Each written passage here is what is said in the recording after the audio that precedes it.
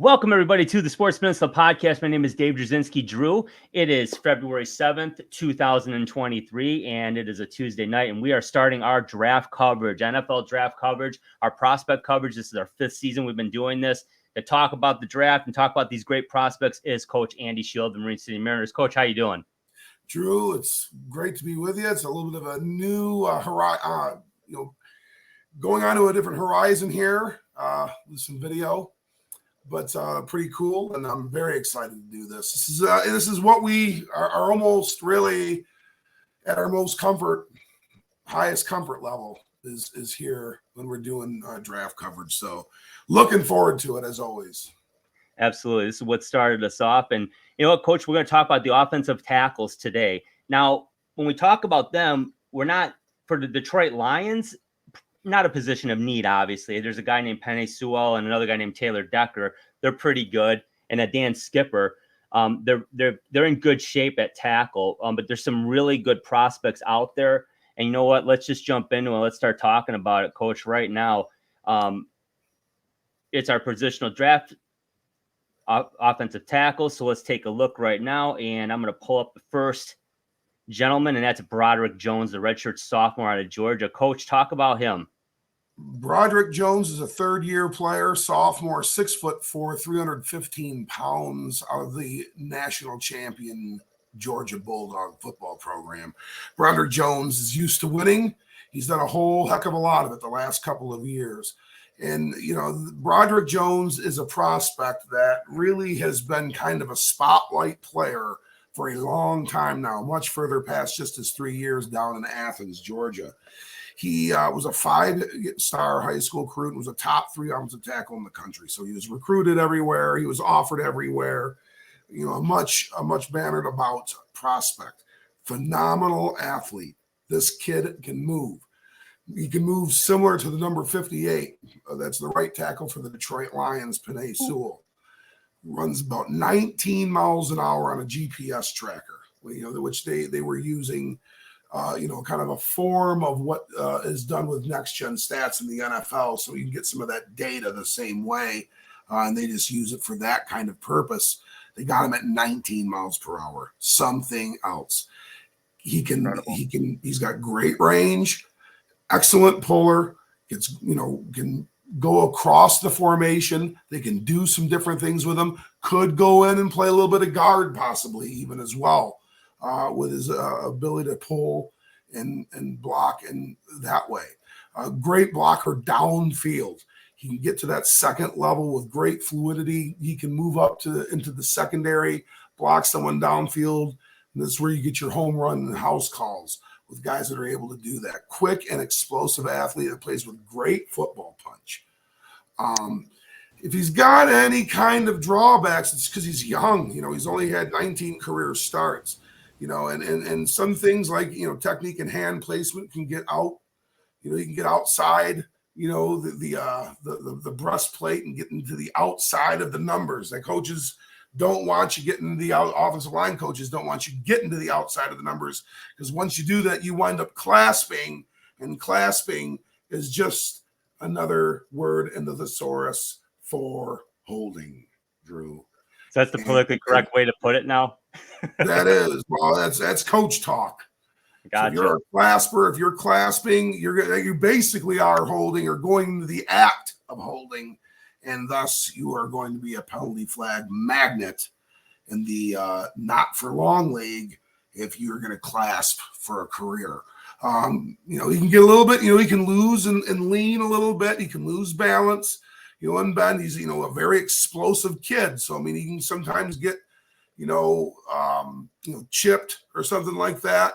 And from a defensive lineman or a defensive tackle and loses balance a bit, which, he can be vulnerable to a good pass rusher. He can get a little bendy at the waist and lean a little bit in his pass sets, which he's going to have to work on.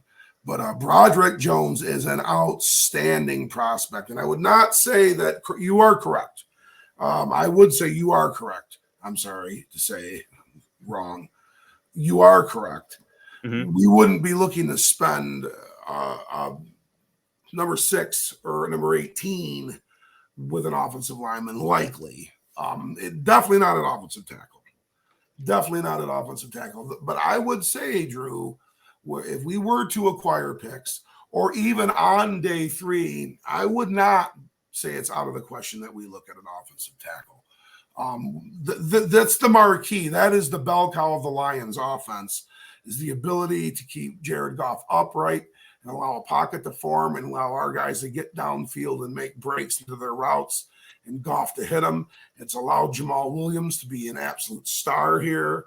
And it's allowed for, other running backs to be very successful as well. DeAndre Swift, Craig Reynolds, Justin Jackson, all of these guys have had success running the ball in between the tackles. And so we are going to be looking at offensive tackles, but not this high. Broderick Jones is going to be a fine player. Coach, I mean, it's very early, obviously. We're in early February and the draft's not till the end of April, but where do you see him shaking out? He's definitely a first round talent, no question, but where do you see him shaking out right now? Well, he's one of those guys. He's going to be one of the first offensive tackles taken off the board. If not the first offensive tackle taken off the board. To look at draft needs, and he could go in the single digits. I think he could certainly go in the single digits. I just don't foresee him going in the top 5. As a Lions fan, I hope he does go in the top 5. But because that means, something else is getting pushed down to us. But he has that kind of talent, Drew. He could be a top 1, 2, 3, 4 pick in most drafts. The way this board shakes out this year and where some of the needs are, that's not going to be the case. I would say in the first 12 picks, Broderick Jones is gone. That's fair enough, and I agree with you, Coach. Obviously, with the combine coming up and pro days, he could move up and down accordingly. But right now, that's exactly where he's looking like. Hey, let's talk about Paris Johnson Jr., the junior out of Ohio State, if you would. Lot to like here. I'm a Big Ten guy, and we saw a lot of them. Obviously, watching Michigan State play. Talk about Paris Johnson Jr. Yeah, we get to see our fair share of Ohio State Buckeye games. If they are opposite at all, any of the Michigan or Michigan State games via Fox or the Big Ten Network or ESPN, that is who we get is Ohio State. So we got to see do get to see quite a bit of Paris Johnson Jr. the last few years. Good long frame, 6'6", 315-pound junior. Here he is against Notre Dame. He moved the whole pile over. It's crazy. He did. Consensus 5-star high school recruit. You see that a lot out of the Georgias, the Ohio States, and the Alabamas. They get the pick of the litter, as it seems. Started at right guard in 2021 and left tackle in 2022. So there's some position versatility that we get with Mr. Paris Johnson, which makes him an intriguing prospect and somebody that could leapfrog Broderick Jones in that the position versatility is already there. He has slog starts at the guard position. Very high. He's a high academic kid. Does very well in school, which that is a tremendous quality, not just for football but for life. But and I know that that kind of goes without saying, but that translates very well in the NFL. It translates very well. We've seen guys that are not necessarily the most talented, that are highly intellectual and very, well decorated, academically going into the NFL, do very well in the league. So that's impressive. Another guy that's a great puller and very fluid mover. And that's what makes him and Jones very much 1A, 1B, 1A1, 1A2, however you want to look at it. Very mobile player. He's got a great blend of power and mobility. Tough kid. Plays with a lot of tenacity. Needs to add some strength. He's long. He's a long kid. He's kind of a leaner 6'6", 315. He's got to keep developing those hands and his football, his grip strength and his football punch. He can get stood up a little bit. He can lose leverage. He's a long body. And those long body blockers sometimes can struggle a little bit and get stonewalled, which is kind of getting, stood straight up and kind of locked right in place. And, if that is the case, you're losing the battle of leverage and the line of scrimmage. So that is a bit of an issue and could be an issue for Paris Johnson at the next level. He can be a little bit lungy and drop his head too. So the real, dynamic stunts and edge rushers, could have a field day at times with Paris Johnson if he's, in a little bit of a funk or in a bad rut with his technique out there. So, but way more pluses than minuses, Drew. We're talking about another guy. This would be no shock at all if Paris Johnson was the first offensive tackle taken off the board. Another guy that's going in the first 12 picks. I believe that he's going to go in the first 12 picks. Yeah, I agree with you. They're 1A and 1B. They're very similar. Johnson's a little slightly taller, but their frames are similar. He does have a little more length. I love their athleticism. When you say they can get to the second and third level, they absolutely can and do. And you saw the clip of Johnson just pushing the whole pile over. It is impressive. And these guys, it's like, and what you'll notice a lot about these players that we're going to talk about today, and you'll see even in some of the clips where if their guy's not in front of them, they immediately go help. They're very good about that. They're very good at helping and assisting, and to have tackles pull is impressive. I mean, that's hard to do. So yeah, they're both very impressive prospects. Coach, let's talk about another impressive guy, Pete Skoronski, the junior out of Northwestern. What are your thoughts on him? Well, speaking of a high academic kid, he went to a high academic institution, Northwestern University, just outside of Chicago in Evanston, Illinois. Tremendous academic pedigree there. Peter is a 6'4", 294-pound junior. He's a 3-year starter at left tackle. He came in as a true freshman and started. Here he is against the Wisconsin Badgers. You see him kind of lock in, and things caved in underneath. He was able to fan out and allow the quarterback to do some scrambling there. Grandfather, Bob Skoronski, 5-time Lombardi-led Packer champion. So, I mean, he's got some football in his blood, Drew, so to speak. Outstanding technician, and that's something you would expect out of kids that come from the schools like the Northwesterns, the Stanfords, the Notre Dames, the academies, the Army, Navy, Air Force, just tremendous technicians and fundamental football player. Excellent hands and has a strong hands in his pass set. This is a guy that's not going to get stonewalled. He is going to be able to kind of redirect and punch. He's going to be able to chip. It's going to be, guys like, he'll give guys like Aiden Hutchinson, those long, lean edge rushers fits because he'll just bump them enough to get them off path. And, he's going to have the capability to do that. It makes sense. Real active and competitive reach blocker. They, a lot of zone and jet reach scheme in Northwestern's offense. So he was trying to get, guys on skates and take them for a ride downfield at times, try to isolate that outside shoulder and really kind of, leverage people. And he's good at it. It's a blocking technique that he prides himself in and is very good at it. That is going to be something that some scouting departments and some GMs and coaches are going to be really intrigued by, the ones that really like to use that in their schemes. Needs to get more explosive, or he's more fluid than explosive. He's a little bit got kind of a finesse-footed guy. He's not real torquey and powerful. Not that he's not aggressive. That's not what it means. But he could be vulnerable to some physicality out there. He could get bumped around a little bit by just a bigger, stronger, more physical defender out there could have their way with him at times, at least at this rate in his career.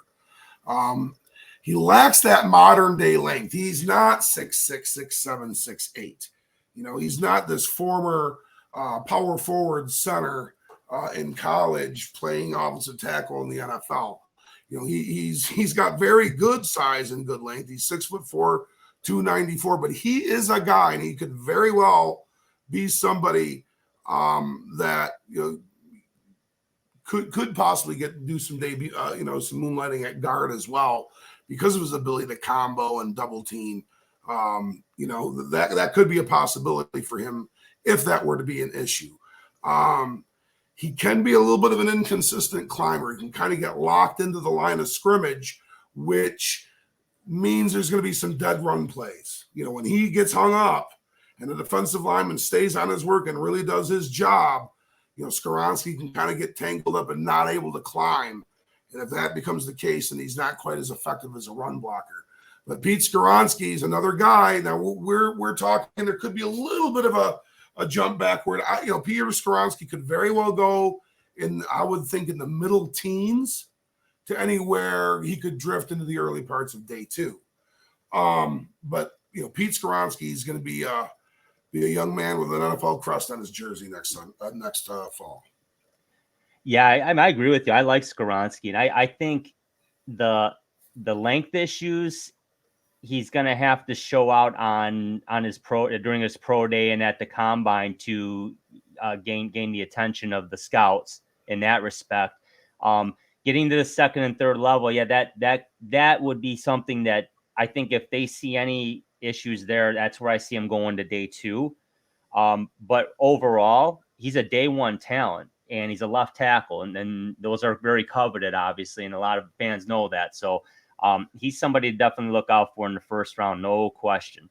So let's take a look at our next guy, Coach, and we're talking about DeJuan Jones, the senior out of Ohio State, the Ohio State University. Talk about Jones. Another offensive lineman, another offensive tackle out of Ohio State. So, geez Louise, they have 2 of the best offensive tackle prospects in the NFL draft come out of the Ohio State University. Well, DeJuan Jones, and this is a prospect that Drew, he could leapfrog a few different people and get triggered, high, like towards, number 10 even. With that size, yeah.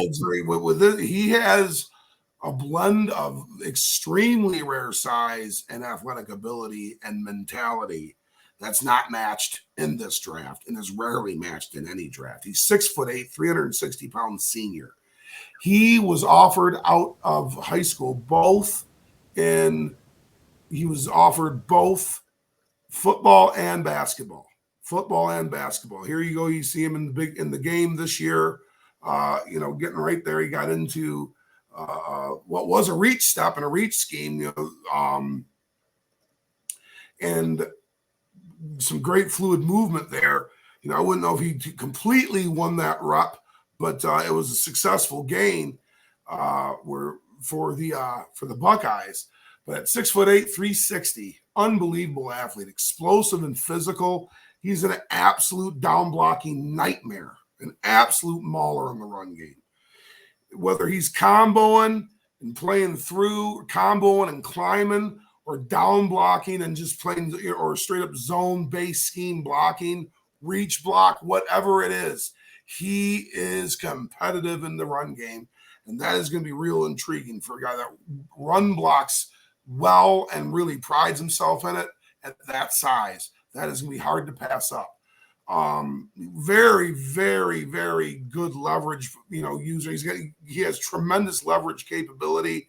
And when he gets you on skates, he stays on his work and he finishes you. Extremely competitive temperament, real aggressive, unbelievable length and hand strength. This is a absolute mountain of a human being, Drew, that is tough and physical. DeJuan Jones is a heck of a prospect. Yeah, no question about that. I mean, his size alone. I know you'll talk about some of the buyer beware issues here, Coach. But yeah, DeJuan Jones is impressive physical specimen. Yeah, and when you're that aggressive, Drew, that can lead to a lot of yellow flags. Because you're going to clasp, you're going to finish late after a whistle, you're going to have bad hand placement, get your hand on people's backs. You're late in the game, or if things get emotional and tough out there, you could resort to an illegal hand to the face, things of that nature, or even like a chop block, those kinds of things. And DeJuan Jones is not void of that. He is going to have to watch that. We saw the Green Bay Packers, Quay Walker, young linebacker, a very talented football player, Quay Walker has all the makings of a tremendous long-term linebacker in the NFL. But I mean, his inability to control his emotions and play uber aggressive cost him being able to be in the football game and his team to win the football game. So I mean, Dawand Jones needs to learn some lessons from guys like that. Going to have to watch it. He's a little heavier footed. I mean, in that 6'8", 360. I mean, we weren't going to expect Mikhail Baryshnikov out there. No, but there is some rigidity in the lower half. That's going to be something over time. That 360 is going to have to become 330, and eventually at the end maybe 315, 310. If he's going to play long term, or else that's going to become an issue for him. Superior athleticism and quickness, guys like a James Houston and his style rusher could be a bit of a problem for Dawand Jones. He is a pretty top heavy guy, carries a lot of weight in that torso. But I tell you what, this is an intriguing prospect. If we did not have Taylor Decker or Penei Sewell, I would really be intrigued by Dawand Jones. Coach, I don't apologize. I don't know if you mentioned it, but do you see him as I know he's a right tackle at Ohio State. Could he project to left tackle in the pros? He could. What they like to do oftentimes is kind of get you, immersed in the NFL play at right tackle. Oftentimes, we've seen that. We saw that with Taylor Decker briefly. And what I would think is keeping him at right tackle is you're going to be maximizing his early potential. Transitioning him to left tackle, of course, that's not out of the realm of possibility. But through that blind side, that's when you have your highest arc rushers, the guys that really can get off and climb an arc to the quarterback. You're going to want a good kicker, a good pass setter that can do that. When you have somebody that's this physical in the run game, you like him on the right side. He's definitely a day one guy, potentially. No doubt. And I mean, if he were to slip to day two, it won't be for long. Right? But I don't think that'll happen with that size and physicality. He's a day one football. I'd say in the teens. Yeah, I think that's pretty fair, Coach. No question. Great job. Okay, let's talk about another one, our fifth prospect now, Anton Harrison, the redshirt sophomore out of Oklahoma. Coach, what do you like about him? Well, Anton's another third-year sophomore, so he did some sit at the beginning of his career, playing for the Sooners. 6'5", 309, nice sized player, good length. This is somebody that could play and inside and get kicked down inside if he needed to. He's got some position versatility, so that should be somewhat intriguing for organizations. He earned playing time as a true freshman, and then in the next 2 years, he were his sustenance playing years. He played at left tackle, so this is a bona fide left tackle prospect. Real long levered, which bodes well for that arc game from the backside of a defense. He'll be taking on that guy, and he's real good at that game. He's real long levered, and he's got a real thick and strong lower body, so he's going to be hard to move. Guys are not going to be able to cut under him very well. He's going to bow them out. People are going to have to beat him with their feet, which offensive linemen win those reps a lot. He's real quick. He's got real good hand speed. He's shown to be pretty good against the elite pass rushers. So this is a prospect. This is definitely at bare minimum a low a bare minimum very low second round pick. So I mean, when I say that, or I'm not low, high second round pick, early day two pick at the very least. This is another guy, honestly, could really jump up into somewhere maybe even middle high teens because of some of his performances that he's had in the past. Real loose, nimble hipped, good athlete, plays with really good balance. Doesn't, he can squat, he can sit, he can bend at the hips, not at the waist, doesn't get top heavy. A lot to like here with Anton Harrison, Drew, because we have a pretty nice field of offensive tackles for the 2023 draft. Yeah, he's a great player. I really am intrigued by him. I could see if a team gets enamored with that speed, along coupled with his size. I mean, even though he's not as big as some of the other guys we've talked about, he's still got pretty good size. I could see a team trading up in the bottom half of the first round to grab an Anton Harrison that is needy at left tackle, but like a team like the Chiefs or even the Bills or the Bengals for that matter, a team like that, good teams that are missing just maybe that one piece or that one depth piece, and they want to get a guy like this, they could make a move like that. So yeah, I like him there, but there are couple things we got to look out for though with Mr. Harrison, correct? Yeah, he's got to get stronger. I mean, 6'5", 309, that's a big, strong kid, but I mean, that's still some work that needs to happen there. And, he's still got to develop some footwork. He is only been in college for 3 years. So, I mean, he has some work to do there. His skill set and his technique is not a finished product, nor would we expect it to be. Doesn't create a lot of movement. He is not a road grader. He's not a guy that's going to move people naturally, and that's a concern. So, I mean, he's definitely an outside guy. He probably, he's not going to be someone that we want to move down inside. He just does not have that kind of inline blocking strength. Definitely a perimeter blocker. And, when he gets in a funk, he gets in a funk, and he can get mistimed, and guys can really leverage him and cut across his face, and it can get ugly. So, I mean, he's got some times where, I mean, he's been owned too by some good pass rushers.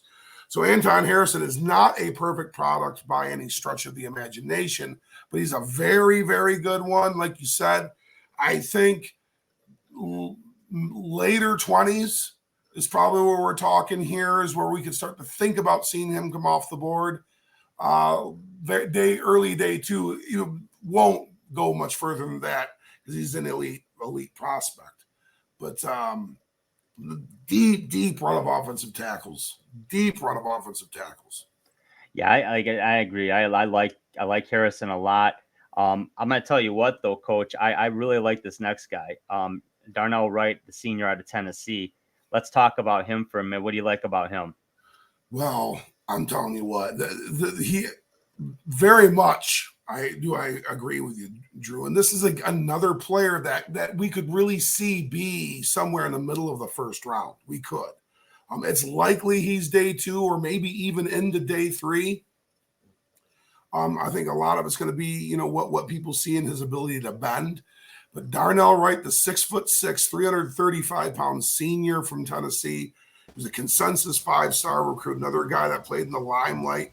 You see him just, burrowing away right there and allowing, Hendon Hooker to do some damage, or that might have been Joe Milton, to do some damage there for the University of Tennessee. Started as a freshman and sophomore at right tackle, and then as a junior and senior at left tackle. So he's a kid that you could go either side. You could groom him either way. He's a big-time box checker when it comes to NFL size. He looks the part. Plays with heavy hands. Very physical. Brings that physicality. So from the very outset, I mean, this is a kid that's going to be able to hang and bang and play, right there with the big boys in the NFL and be a potential year 1 starter as a rookie. Real strong, thick lower halves, very difficult to move off in his pass sets. Just like I know checking all the boxes is kind of a cliche that you hear a lot in like draft coverage and stuff like that. But you know what? Damn it, Drew, Darnell Wright checks the boxes. So Nothing I mean, we kind of have to say, to go with that. I mean, he really does. Darnell Wright, in some ways, could be viewed maybe ahead of Anton Harrison just because of his physical ability to be on the field now. where Anton Harrison could use a little grooming or come off the field at times, which you don't see a whole heck of a lot of in the NFL with offensive linemen. Darnell Wright is ready. He is impressive. I really like him. I think he's sneaky good. Not in the sense that people don't know who he is, but I think he could surprise some folks. I like his size. Being at right tackle, but I mean he's physical as heck. I mean, and it was funny. He kind of did look. I know he's not as fast as Sewell. I'm not comparing him to him, but he does physically remind me of athlete. No. Oh yeah, no, physically, yeah, he does. Penny is sneaky. His weight is very sneaky because he does not look that heavy. No. He's just so compacted and wide and lean. But yeah, I can see where you say that. He's not quite Penny the athlete. He doesn't quite have that. And if we're gonna, Darnell's got a few dings on him, it's that mobility isn't his strongest suit. He's not a real fluid mover. He's not somebody that you want to ask to do a whole heck of a lot of pulling or coming across the formation with. Not something you want to see from, him doing. It's not his strong suit. He can struggle to get depth. And, he's a guy that conditioning is going to be a big factor. You're going to want to get him in good shape because as games go on, that's when those elite pass rushers come up with big fourth quarter sacks when you're dog ass tired out there and your kick is not getting you back in there and they're beating your hip and arcing on you and getting, hurries and knockdowns and sacks. That's what's going to happen there. So he's got to work on that. He's got to work on his bend. He's got to work on his quickness, so that he can ultimately really use the tools that he's very good at and be a leverage player on top of it. Really like him a lot. I see him possibly, like you said, late first round. I possibly a mid first round, depending on how he performs at the combine as pro day. But definitely he will be a treasure in the second round for whoever gets him. He's a starter. I mean, he's a starter and he's a very good football player, coach. I like him a lot. Man, that's 6 very good prospects we're talking about. And we have more. We have more because folks, there's more to like in day 3 and late day 2. And coach, let's talk about some of these gentlemen. I'll start right at the top of the list. Jaelyn Duncan. I would say he's a day 2 pick. Jaelyn Duncan's going on day 2. He could even be in squeak up into the late first round. I heard, Coach Mike Loxley in Lansing at the Michigan High School Football Coaches Association clinic back in January. He was showing some clips to us, in the conference room, and how high he is on Jaelyn Duncan and expects him to be one of the first offensive tackles off the board. I tend to agree with him. I do believe he's going to go somewhere in the second, very early third round at the very latest. We go right on down the line. You look at a kid named like Tyler Steen out of Alabama, another very esteemed player, a guy that's played in a lot of quality football games. And he's got very good size to boot there. Asim Richards out of North Carolina, another player to really look out for, someone that really kind of, shine. 6'4", 325, looks real good in watching the resurgent North Carolina Tar Heel football program under Mack Brown. And then I would say there's a couple of other prospects that really, are intriguing, but one of which here in the area, just a little bit down this list, I would look for the Lions to look into a couple of different players. And there's Trevor Reed out of Louisville, Wanya Morris out of Oklahoma, and Ryan Hayes out of Michigan. All senior offensive linemen. Got a lot of snaps under their belt, which, you worry about mileage, but we're talking about a lot of reps. And playing highly competitive major BCS level football, Power 5 level football. Those guys have a lot of competitive reps in them, and those would make real good swing tackles. I would expect, basically probably, what are we talking about? 12, 15 offensive tackles get drafted. I think it's very fair that that's the case, maybe more even. We're talking about some real quality prospects still being available day 3. It's an impressive list. I would say this group overall is very deep. I agree with you. There's some elite talent at the top. I'm not sure we have, and I already don't, in my gut, I don't feel we have that guy that's going to possibly be the top pick. I don't believe there's a top 1, 2, or 3 overall pick out of this class, but it could go as high as 4 or 5 even. And I know it doesn't sound like much, but that is a big deal. But this is a very deep class. We could possibly have up to 4 guys go in the top half of the first round for that matter. It is possible.